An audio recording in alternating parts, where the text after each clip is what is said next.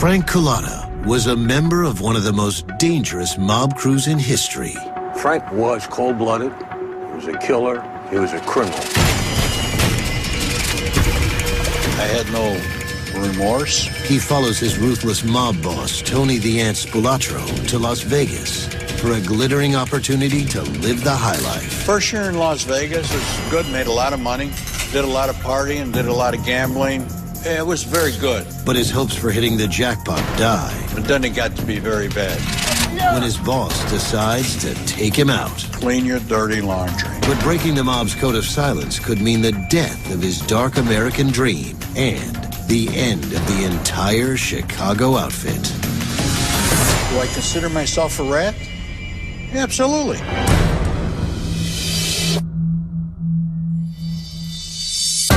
In Chicago, thanks to bootlegging, Tommy guns, and extreme violence, organized crime first makes a name for itself in the 1920s. Led by the infamous Al Capone, the Chicago mob is known as the Outfit. Under Capone's leadership, the Outfit earns a reputation as the most dangerous mafia gang in the world. By 1975, the Outfit orders the killing of their own boss, Sam Giancana, as he is about to testify for the FBI. That same year, they allegedly orchestrate the disappearance of union leader Jimmy Hoffa. In the 1970s, the Outfit sets its sights on Las Vegas. Well, the Chicago Outfit's interest in Las Vegas was primarily the operation of skimming at the hotels that they controlled. Dennis Arnoldi is a retired FBI agent assigned at the time to the Las Vegas division. I worked in the area of organized crime, specifically the Chicago Outfit. In the 1970s, the Outfit controls 3 casinos in Las Vegas. Mob boss Tony the Ant Spolatro runs their operations on the Strip. Despite his small stature that earned him his nickname, Spolatro is a notoriously ruthless enforcer for the Outfit. Tony Spolatro was a tough guy. He could really handle himself. In 1971, Spolatro sets up shop in Vegas to handle the Outfit's business there, fencing stolen goods, extorting locals, and skimming gambling profits. By 1979, business is booming for the Outfit, but Spolatro needs more muscle to control the casinos. He turns to his childhood friend from Chicago, Frank Cullotta. Cullotta is a second-generation criminal, loyal to the mafia's code of complete obedience and willing to do whatever it takes to please Spolatro. Frank Cullotta was cold-blooded. He was a killer. He was a criminal. Tony trusted Frank to do the right thing for the Outfit. And I said, what are you expecting out of me out here? What's my function going to be? He, first of all, wanted me to watch his back to make sure that he wouldn't get whacked. He also wanted me to keep in contact with pit bosses, casino managers, and the stardust. What I've learned about being connected to the Outfit is you definitely had to follow the protocol. If you went against it, you were going to get either reprimanded, beaten up, or killed. Cullotta also realizes there is money to be made in Vegas for himself and the Outfit, which gets a cut of any crime an associate commits. It did look like easy pickings, probably, to the Chicago Outfit. You know, everybody wants to move to Vegas. It was a town, you know, people think the streets are lined with gold. Sure, I thought it was a great opportunity to live in Vegas. The exploits of Cullotta and his boss, Tony Spolatro, became the basis for Martin Scorsese's 1995 film, Casino.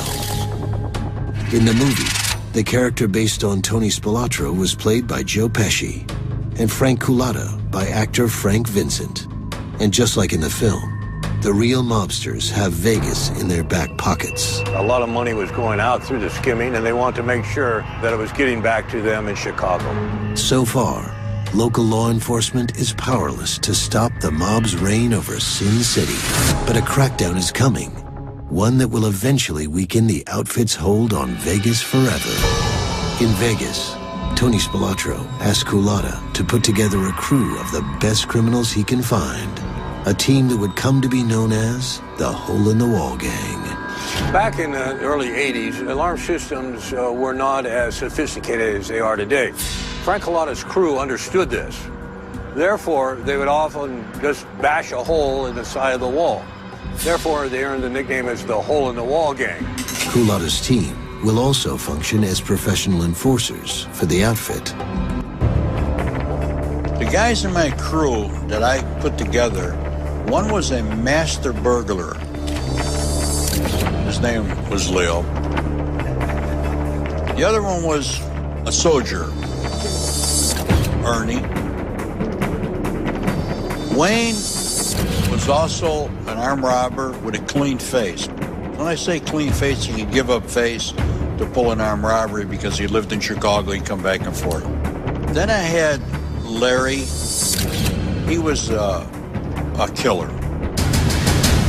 No different than a serial killer. Loved to kill. Close your eyes. Frank's crew in Las Vegas certainly would deal with people that they felt had stolen money from the mob, cheated the mob, that type of thing. They were used for that type of situations. Spilotro also plans to use Cullotta's crew to earn some easy money. He guarantees them a piece of the action, and then he sets the Hole in the Wall gang loose on Las Vegas. For Cullotta, it's a chance to live it up in Las Vegas and improve his standing in the mob. As long as he stays on the good side of Spilotro and the Chicago outfit, the opportunities seem endless. We robbed a lot of drug dealers. They were the easiest ones to rob. We robbed everything there was to be robbed as long as there was money involved. First year in Las Vegas was good, made a lot of money. What's up? A lot of money. We robbed a lot of jewelry stores. Yeah, it was very good. The one who makes the most money's got the most power. It's all about money. Cullotta's crime spree makes him a rising star in the Vegas criminal world. And the job comes with perks. Did a lot of partying, did a lot of gambling. I had a lot of girls around me. You know, they wanted to be around wise guys. It was a glamorous life. But Cullotta's increasing status in the outfit is threatened after he becomes involved with a small-time crook and drug dealer named Jerry Lisner. Jerry Lisner was an individual in Las Vegas. He had a reputation as a con man. I was introduced to this Lisner guy, and I didn't like this guy very much because I could see he was sort of like a weasel. He approached Frank one time regarding a scam he was going to run. When Lisner found out who I was connected to, meaning Tony Spilotro, he latched on to me. But Spilotro and Cullotta find out that Lisner is cooperating with the feds. Jerry Lisner testified in a federal grand jury. At that point, Frank and Tony were concerned about what he might have said. We got to kill him. Cullotta, following mob rules, obeys Spilotro. I never got any joy out of killing people. That's what I had to do.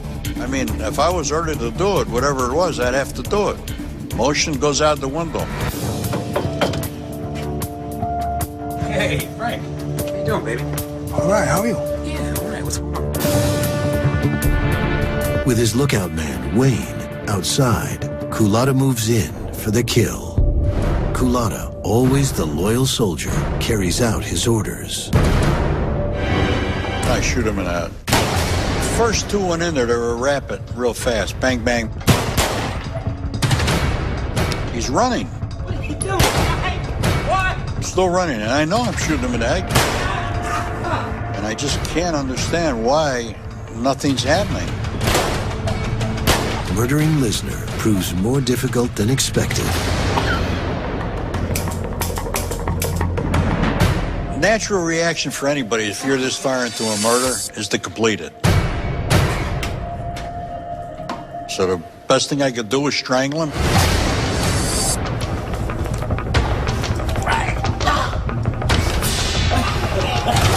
The cord just snapped. Meanwhile, there's blood all over the place. Then, Cullotta hears someone enter the apartment. My first reaction when the door was open was get myself in a defense mode where I could attack. And it was Wayne. If somebody else came in that door, I would have had to kill him. Frankie, what do you need? Bullets.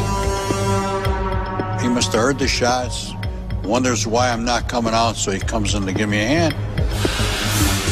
I reload the gun, put a pillow in the back of his head,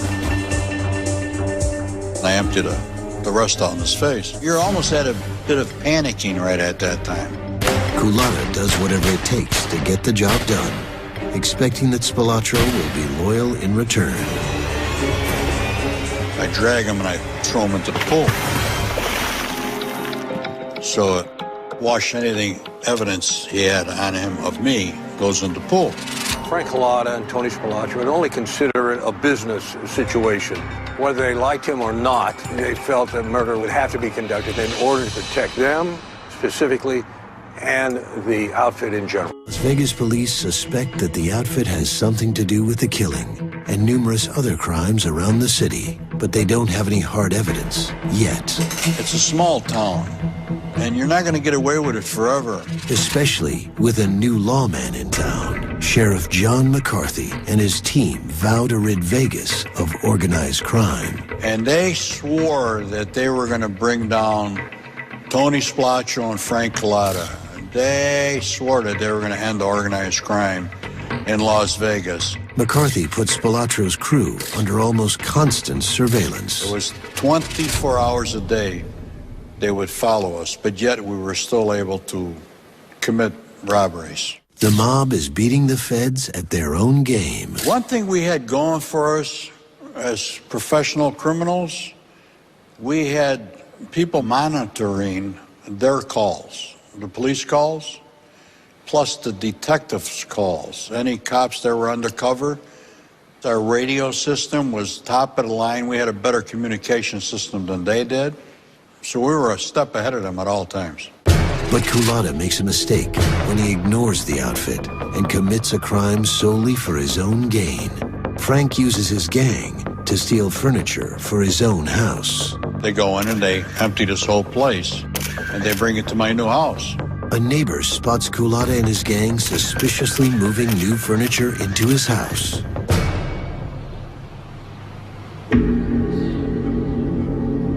The following morning at 6 a.m., my wife goes and answers the door. Everybody's there, the whole police department.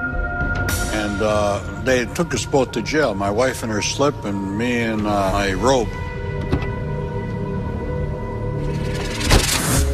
It was this petty burglary that would eventually lead to the end of mob control of Las Vegas.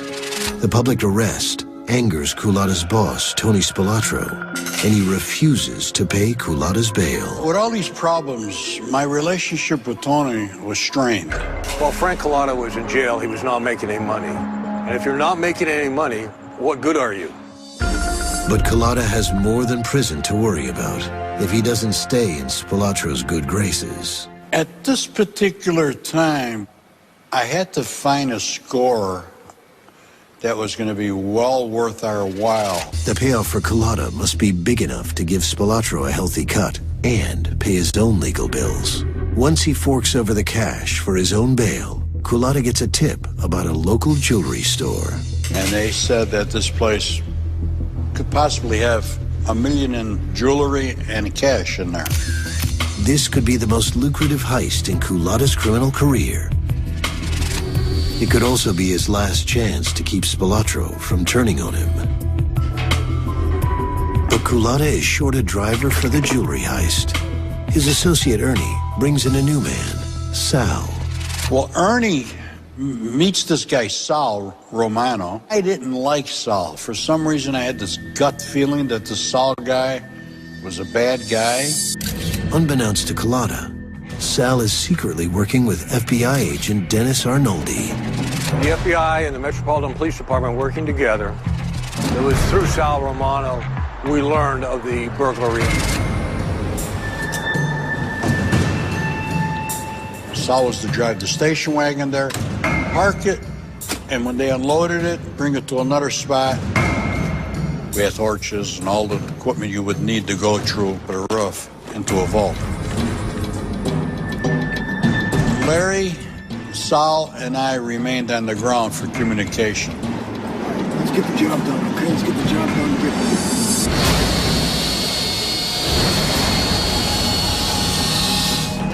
Sal, you hearing me? You in there?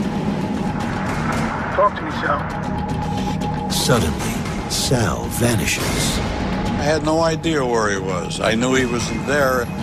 I said, something's going to happen. Yeah. So I'm telling you, I got a gut feeling this guy's a rat. So I seen the car at the end of the block. And I said, this looks like the feds down there. Yeah. Then they come in from all directions. See those hands? Step out the car.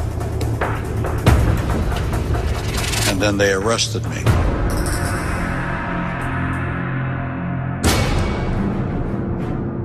And I seen that they had my 3 guys on the concrete out in front. They took them off of the roof, and they were cuffing them, with the exception of Sal Romano. Thanks to his long criminal career, Frank is facing a possible life sentence. The arrest could also mean the end of his rocky relationship with his boss, Tony Spilatro. I'm sitting in the Clark County jail, and I'm sort of mad at Tony. He had always been told if this happened to you, the outfit would take care of your wife and family, but his was not being taken care of. He needed an attorney, and he asked Tony Spilatro for help, but Tony would only come up with part of the money. He never said, I'm sorry, I made the wrong call on this. He didn't help on any of the bails. Sure, I'm mad at Tony for not helping. Frank knows that behind bars, he's a sitting duck as far as the outfit's concerned. He knew, being in jail, the outfit would think that he might possibly become a government witness and therefore would kill him. So I'm sitting there and I'm trying to get over it, and then I get a visit. The FBI brings a tape of a conversation they want Frank to hear, a warning that his life is in danger. And that's when I heard that audio tape. I'm telling you, we've got to do something about Frank. One of the alpha guys in Chicago telling Tony, clean your dirty laundry. Vegas, 1982. Frank Cullotta learns his old friend and mob boss, Tony Spilatro, has put a hit out on him. He knows he must make a decision. And I sat there and I started thinking and thinking about how wrong things were going for me with Tony. Realizing his promising future with the mob is unraveling, Cullotta makes a life-changing decision. I was angry. I felt as though I was betrayed. So I called the FBI. Then we sat down and I gave him all this information that I had. Cullotta's defection is a major coup for law enforcement.